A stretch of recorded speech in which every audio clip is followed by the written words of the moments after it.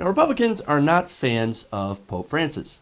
Now, of course, with this whole position on fighting poverty and income inequality, kind of being at odds with the whole Ayn Rand values of the current GOP establishment. Now, with that, there's been a lot of criticism of the Pope.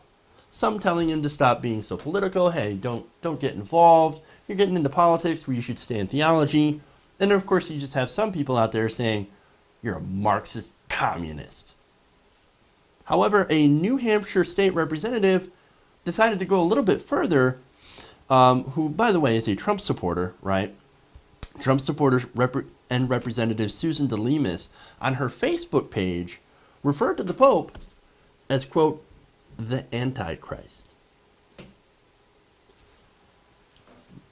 Okay, I'm gonna read what she wrote on her Facebook page. Quote, the Pope is the Antichrist. Do your research. I'm not sure who the Pope truly has in his heart. Could it be Satan?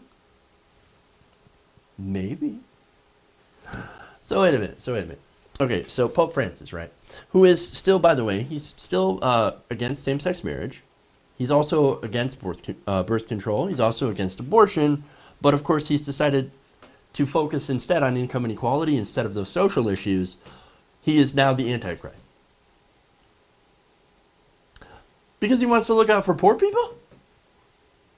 No. DeLemus says, do your research. Do your research. Do your research. You will find out that he is indeed the Antichrist because he cares about poor people instead of abortion. Jesus Christ. Literally. But she explained later that that's not really what I meant. I didn't mean to call him the Antichrist, even though she said, quote, the Pope is the Antichrist. No, I didn't mean that. She actually told Politico on Monday that she was referring to the papacy, the whole seat. Sure. Okay. Well, let's take a look at her explanation, shall we? Quote, I was actually referencing the papacy. And what I wrote after that, quote, do your research, if you read the Geneva Bible, which is the Bible I use when we study, the commentary is actually by the founders of the United States, actually. The Protestant Church, their commentary references the papacy as the Antichrist. And I think actually in one part of it, and I don't remember who was it that wrote it, there was one of the popes that they had referenced as the Antichrist. So that's all I was referring to. The papacy, not particularly that one particular pope, because the papacy is a seat. It's not just one person. Now, reading through that, it kind of sounded like verbal diarrhea. It made no sense.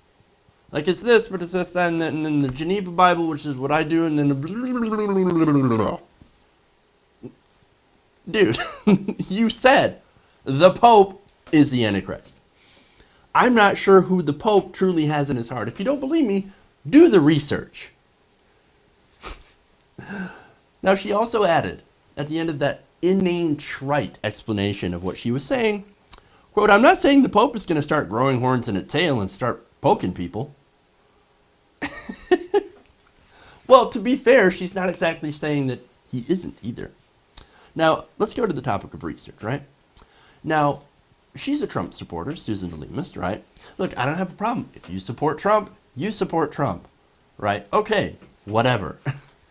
But if you actually do the research, it turns out that Jesus probably wouldn't have supported someone like Donald Trump.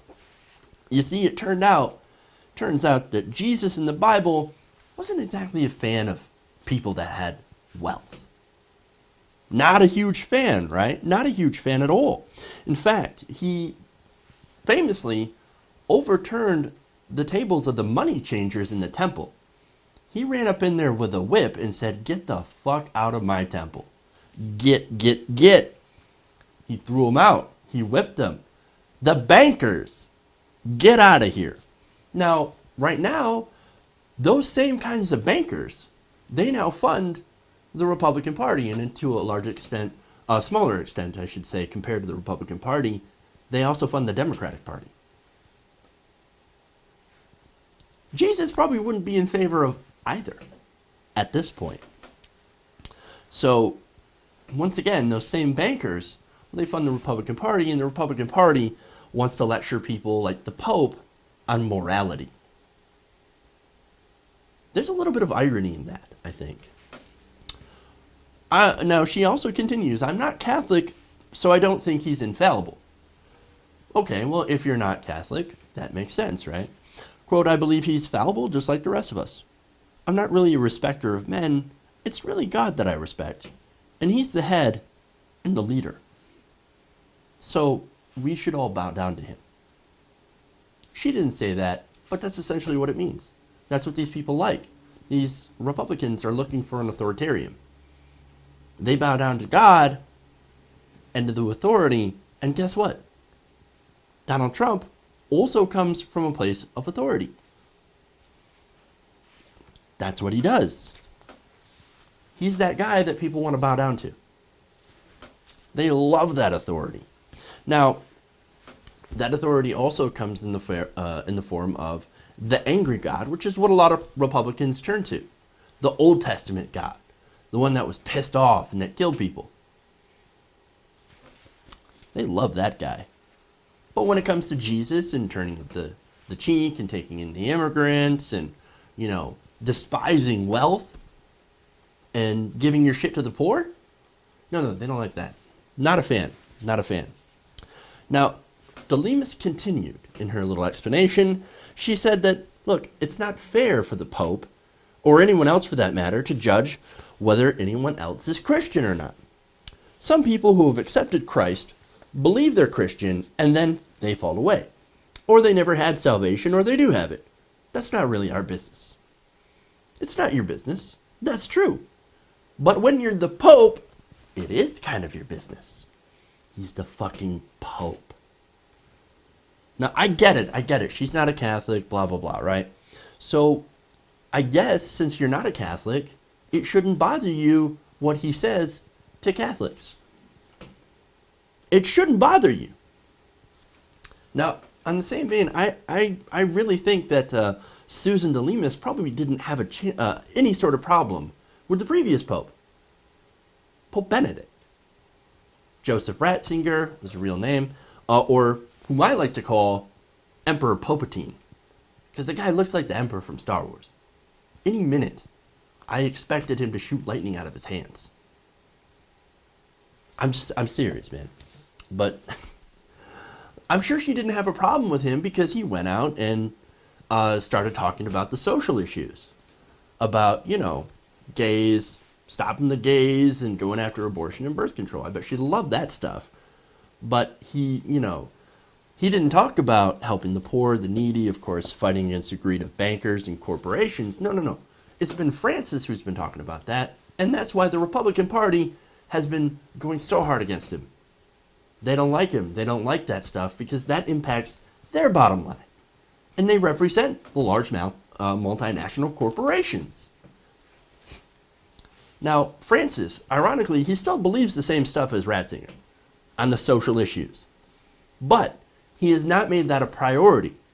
His priorities instead has been, Jesus Christ, man, we have all sorts of poor people, we have poverty, we have income inequality at such high levels. We have people that are suffering. Maybe I should try to change the economic system. Now, I think, and one of my criticisms of the Pope is that, look, you need to stop going against abortion or birth control. Why? Because that will actually help reduce poverty. If you allow people to get abortions, if you allow people to take birth control and use it, that will actually reduce poverty. Now, he's not cool with that approach, and I get it. It's part of their doctrine, but he's hit some of the other causes of systemic poverty, and I've given him credit before on that, because I think he deserves credit because he's the only one in that seat that's been talking about corporate greed and the massive levels of income inequality. So, now once again, Republicans don't like that stuff because he's trying to help the poor. Now, so-called Christians, however, who've bought in this prosperity gospel bullshit, well, that kind of talk makes them incredibly nervous. Because people are finally pushing back and realizing that, oh, right, Jesus hated the wealth, told his followers to give their stuff to the poor, and render unto Caesar what is Caesar's. You know what that means? Basically pay your fucking taxes. And these greedy pastors and greedy politicians, Well, they don't like that message. They don't like it at all.